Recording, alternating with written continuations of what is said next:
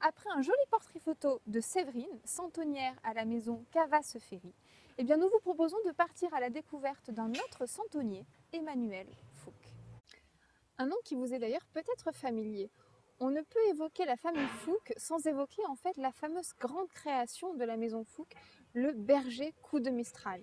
Il a été créé en 1952 par le grand-père Paul Fouque, en observant justement les personnes en difficulté dans le vent. Une histoire de famille, car chez les Fouques, on est centenier depuis 4 générations. Et c'est justement la dernière que l'on vous propose de rencontrer avec Emmanuel Fouque, créateur modeleur, qui depuis perpétue l'esprit familial et le savoir-faire ancestral.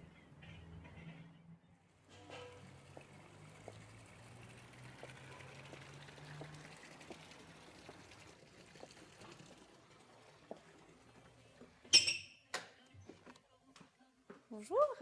Bonjour, bienvenue dans mon atelier. Merci de nous recevoir aujourd'hui pour ce calendrier de l'Avent qu'on est en train de faire chez Secret d'ici.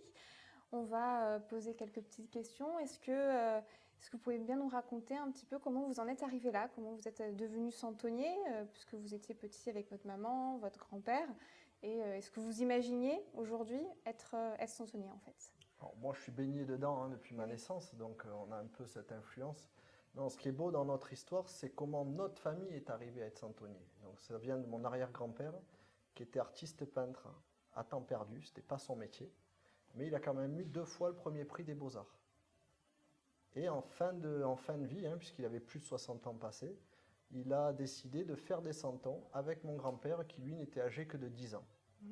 Et ils ont commencé l'histoire du santon Fouque en 1934, avec des santons qui étaient en terre glaise non cuite, et qu'ils décoraient, et c'est les seuls que je connais à ce jour, peints à l'huile.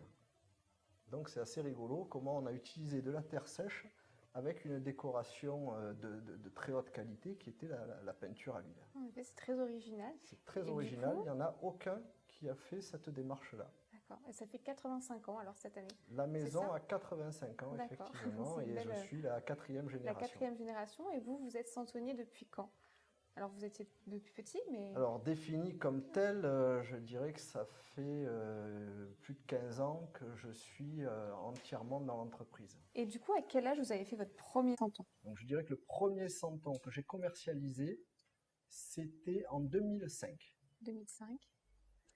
Et Ça, c'était c'était un lequel? santon que l'on retrouve aujourd'hui à la vente. C'est le vendeur de melon.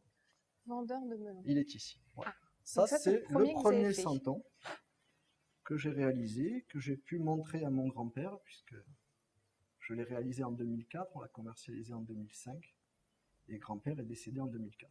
D'accord. Et pourquoi vous avez choisi ce personnage-là? C'est pas le hasard ou... C'est la couleur du melon qui m'a donné envie de le D'accord. faire. Vous voyez, comme quoi, il ne faut pas chercher des fois très Non, très mais loin. justement, c'est Il intéressant. suffit d'une envie, et ensuite on met en réalisation. Il y a des personnages qui, eux, demandent une plus grande réflexion. Le tailleur de pierre en est une. J'ai longuement réfléchi à comment je pourrais faire un tailleur de pierre, parce qu'il existait déjà des tailleurs de pierre en santon, mais ils étaient très figés, très droits. Moi, je voulais un santon qui soit à l'image de la maison Fouque, c'est-à-dire avec énormément de mouvements. Et oui, en action. Voilà. Et combien de temps environ on met pour fabriquer justement ce premier santon à la main qui va du coup servir de modèle? Alors, En fait, moi, je mets une vingtaine d'heures pour réaliser un santon de 9 cm. D'accord. Ça, c'est la phase de création. Ah oui. Ensuite, on va réaliser un moule autour de ce personnage. Et à partir de ce moule, on va dupliquer les pièces. Donc, c'est pas de la série, c'est pas de la fabrication en série, c'est pas du travail à la chaîne. C'est de la pièce, je dirais pas de la pièce unique, c'est de la pièce faite à l'unité. D'accord. Chaque pièce est retravaillée, même s'il y a un moule qui permet de vraiment donner la forme du personnage. Général, oui. Après le moule, il y a tout un rattrapage, on retire la couture, ce qu'on appelle l'ébarbage, on retire la couture qui est autour du santon. Tout ça se fait à la main, ce qui fait que chaque personnage a toujours une petite différence de l'un à l'autre. Du coup, ils sont tous quasiment uniques en fait. C'est des pièces faites à l'unité. Oui, donc, on peut considérer qu'ils sont uniques, sont mais tous unique retravaillés. voudrait dire qu'on n'en a fait qu'un, et c'est pas le cas. D'accord. Voilà. Ensuite vient la décoration, qui elle aussi est faite à la main. Et là, il y a énormément de différences, encore plus qu'en sortie de moulage. Parce que la peintre va venir au pinceau donner l'expression du regard, la bouche, le fond de teint sur les joues. Tout ça, il suffit de quelques petites différences pour changer considérablement le visage du Et du personnage. coup, l'expression du personnage qui L'expression, transmet. tout ça. D'accord. Et les couleurs, c'est vous qui les choisissez ou c'est justement en accord avec les peintres? Tout se fait en accord avec tout le monde. On est dans un atelier artisanal.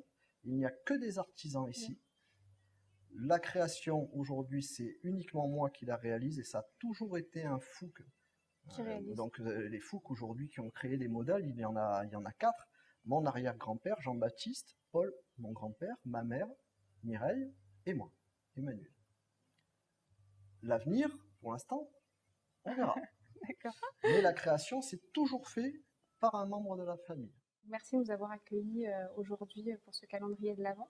On peut donc vous retrouver à la foire au Santon d'Aix-en-Provence, près de la Rotonde, et puis on vous retrouve aussi donc, au 65 cours Gambetta à Aix-en-Provence, bien sûr. Et puis vous pouvez retrouver aussi tous les éléments et tous les Santons Fous sur le site internet qui apparaît du coup sur la vidéo.